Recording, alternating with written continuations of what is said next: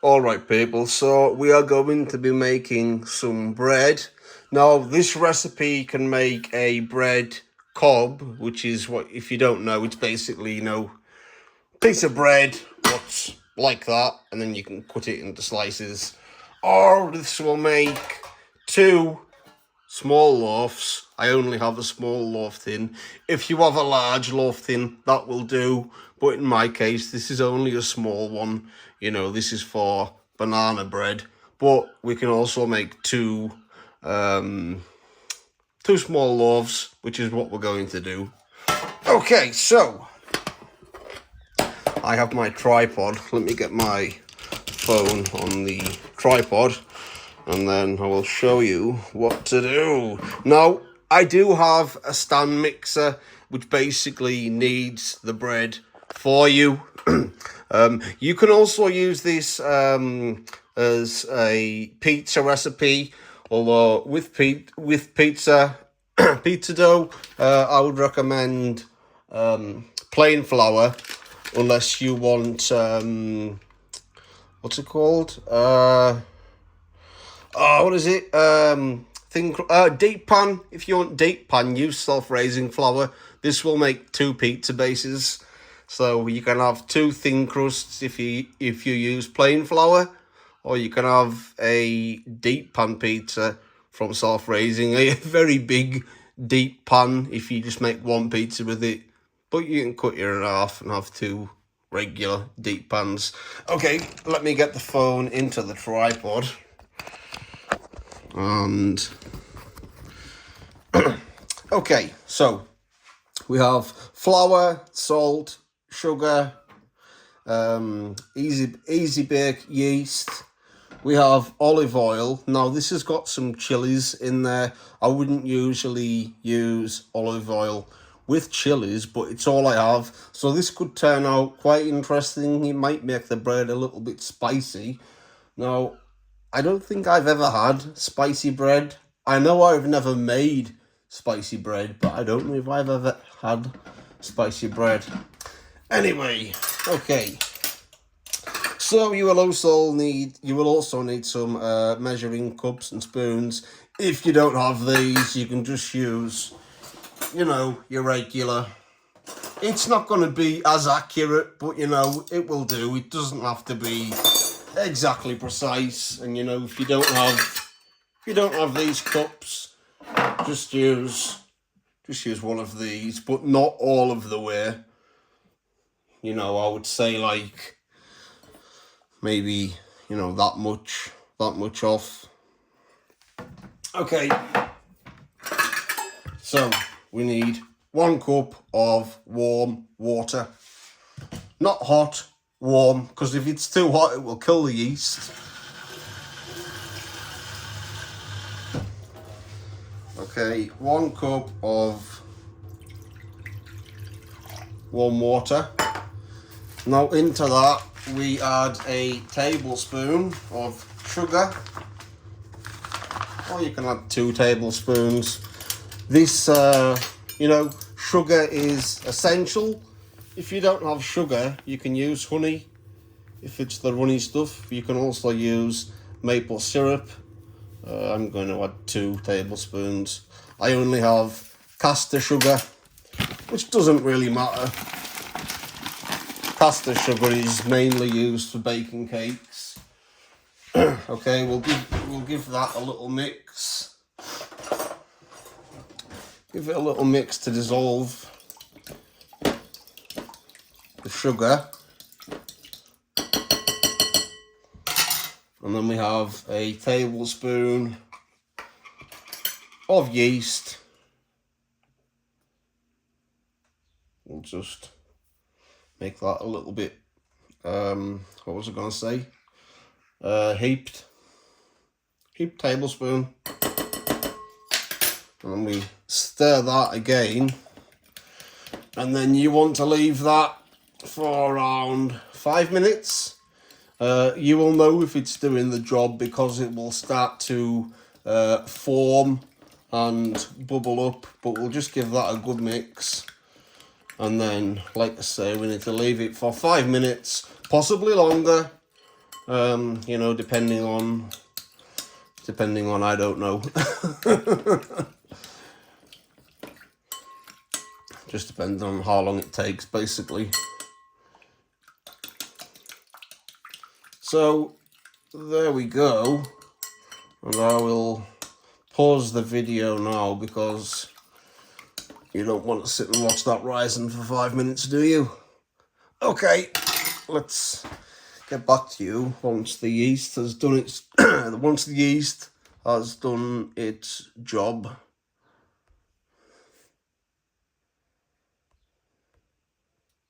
Why won't the pause button work? Pause. Okay, I'm gonna have to crop this together rather than using the pause button. Right, that button's not working either. Oh no, what's going on? Okay, so you see that the yeast has foamed up. That's what we want. So now we're going to add the flour, and I really would recommend that you use a sieve. And then we need 3 cups of flour, sieved. Okay. It doesn't matter if you go a little bit over. Oops, that was not meant to happen. Okay, so that's probably 1.5 cups of flour. So we need another 1.5 cups. That really was not supposed to happen. Okay, we will see you once this is sieved. Okay, so I've just been talking away for a couple of minutes and realised that the camera wasn't on. So what you missed was I was saying that we need 2 tablespoons of olive oil. You can use regular olive oil, you can use vegetable oil, and we also added a tablespoon of salt. And if you're going for pizza dough, you can add a tablespoon of garlic salt, garlic granules or garlic powder, and that'll just give the pizza crust a little bit of extra flavour. And I was talking about kneading the dough. If you're using pizza crust, it's not necessary. If you're making bread, it is essential. You need to knead the dough. You see here, before I start to get in there with my hands, I was just fetching it together with a knife. If the dough feels too dry, you add a little bit more water, but literally just a little bit at a time. And if it's too wet, just add a little bit more flour. Now this is about ready. Yeah, this is about ready to start kneading with my hand. And you see here, it's sticking. So that means we need to add a little bit more flour. Okay, so I'm going to sprinkle flour on the chopping board, and then we're going to knead the dough, because you need to knead the dough, because if you don't knead the dough, then it won't rise. If you have a stand mixer, or in other words a bread dough kneader, it is a lot easier. But I don't have it with me at the minute, so going to have to knead it by hand. It's quite easy. Let me just show you what to do. Okay, so we'll get our dough. Okay, sometimes you need to put some flour on your hands. Oops, let's put some flour on our hands. Now, what you need to do is, okay, using the these parts of your hands, you want to push it in, fold back, push, fold back, push, and basically just, you know, push it in with your hands, fold it in, push, fold it in, push. Basically keep doing this for 5 to 10 minutes. Well, you know, probably not 10 minutes, 5 to 8 minutes. So we'll see you once that is done. Okay, let's pause the video.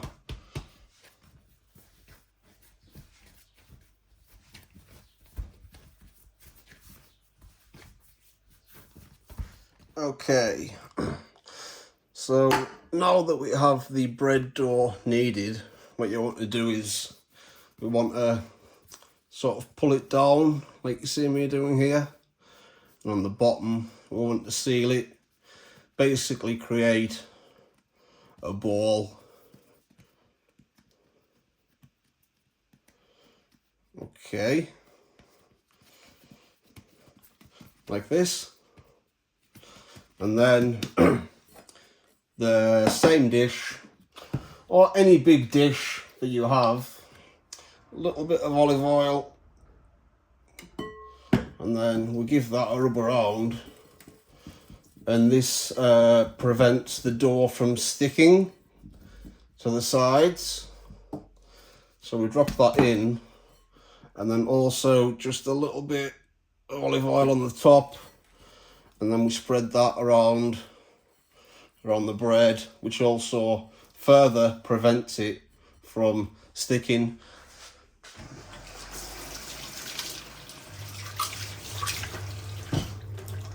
Now, what you would do in this, what you would do at this stage, you would cover it with cling film. I do not have any cling film, so you can use a damp cloth.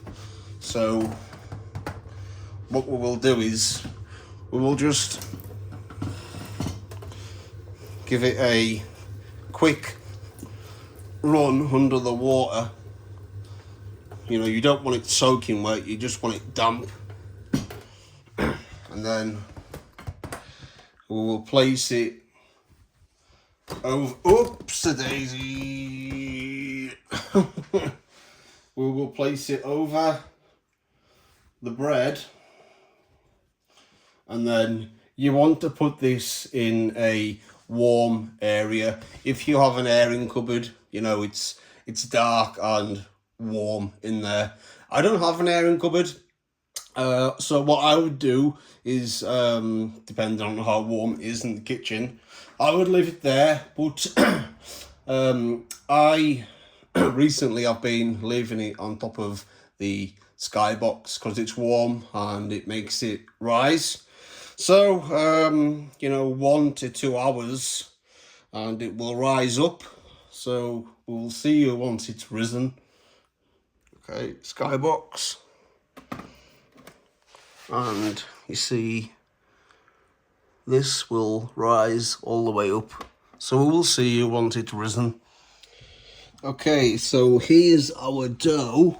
Now once it's risen, you want to take the air out with it, and then if you're going to use the full thing for bread, what you want to do is what I showed you earlier when you turn it into. Okay, so we're going to cut this in half.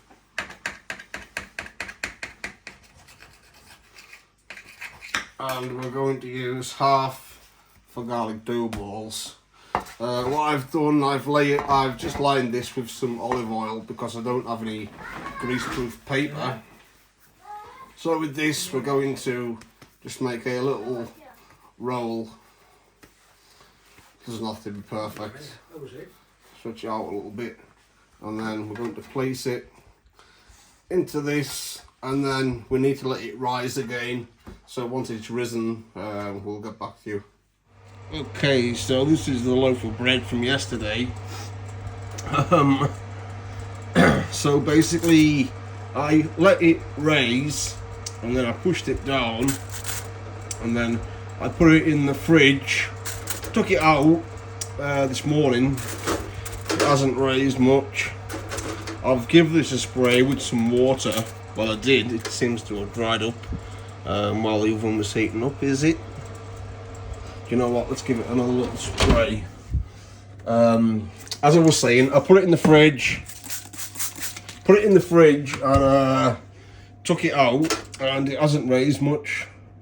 So we'll see what happens. If it doesn't come out well, then we will do it all again. So I've got the oven on at 180. I'm going to put it in for 15 minutes and then we'll check on it. Because it's self-raising flour, I've got a feeling, you know, once it gets in there and in the heat, it's gonna be okay. Okay, let's get it into the oven.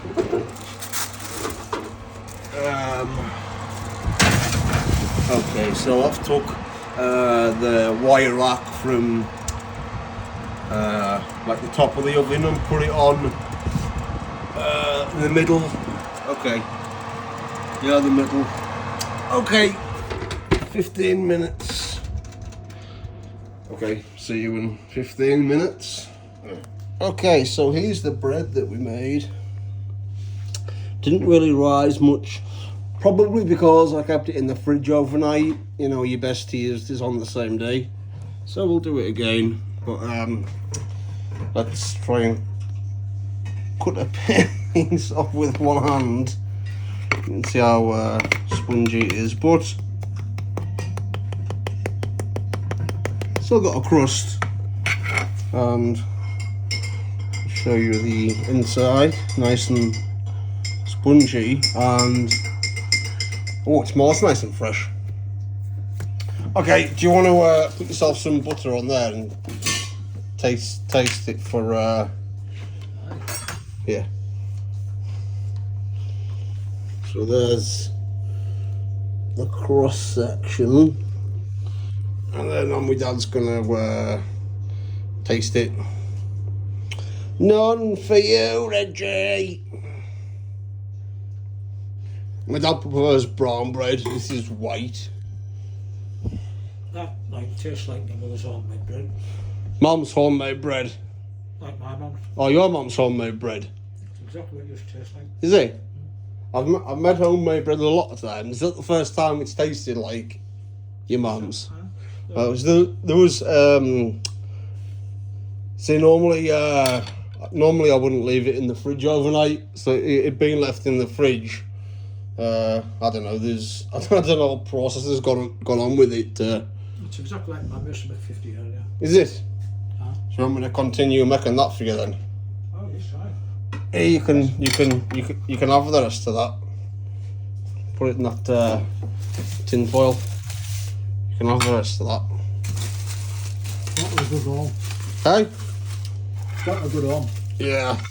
Okay, so that's turned out well. I wasn't expecting it to be a good ending like that, especially after it had been left in the fridge overnight. Okay, so I was not expecting that. So yeah, we made the dough yesterday. If you haven't watched the garlic dough ball video, we made garlic dough balls with the same dough. So what we're doing was we made a blob of dough, if that's what you want to call it, cut it in half, made garlic dough balls, and then I put the rest of the bread in a baking tin, loaf tin, and then I put it in the fridge, and then it stayed in there overnight. I took it out, it didn't rise much, but anyways, I gave it a spray with some water and a dash of some flour. We baked it. My mum said, you know, it's not going to be good, you've left it in the fridge, it hasn't risen. But it's just unintentionally turned out really good. You know, all these times that I've made bread loads and loads and loads of times. And not once has my dad said that it tastes like his mum's bread that she used to make 50 years ago. So that's brilliant. That was absolutely brilliant. So just follow the recipe and then leave it in the fridge overnight, and then bake it in the oven, 180 degrees, 15 to 20 minutes. Okay, so hope you enjoyed the video. Peace out and take care.